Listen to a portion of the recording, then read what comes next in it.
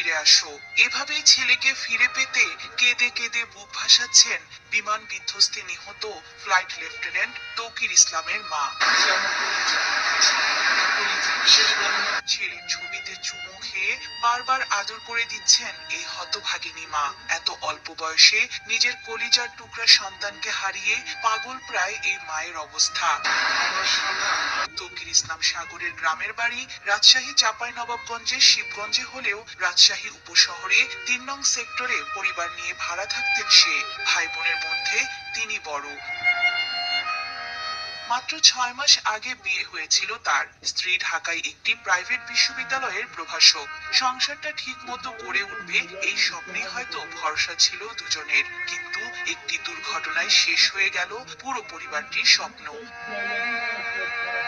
আজ এখানেই কবরে চিরনিদ্রায় শায়িত হবে তরুণ পাইলট তৌকির ইসলাম সাগর। প্রথমবারের মতো তৌকির একক প্রশিক্ষণ ফ্লাইটে অংশ নিচ্ছিলেন। উড়ার কিছুক্ষণের মধ্যেই কন্ট্রোল রুমে ফোন করে জানান যে তার বিমান আর আকাশে ভাসছে না, মনে হচ্ছে বিমান নিচের দিকে পড়ে যাচ্ছে। কিন্তু একটা বোতাম চাপলে প্যারাশুট দিয়ে বিমান থেকে নিরাপদে তখন নেমে যেতে পারতেন পাইলট তৌকির। ফিরতে পারতেন পরিবারে, ফিরতে পারতেন নতুন বউয়ের কাছে, যে এখনো ঘরের এক কোণে বসে অপেক্ষা করছে ভবিষ্যতের হাজারো স্বপ্ন নিয়ে। কিন্তু যে কোনো স্থানে বিমান পড়লে অনেক মৃত্যু ঘটবে ভেবে নিজের জীবনের কথা ভাবেননি তিনি।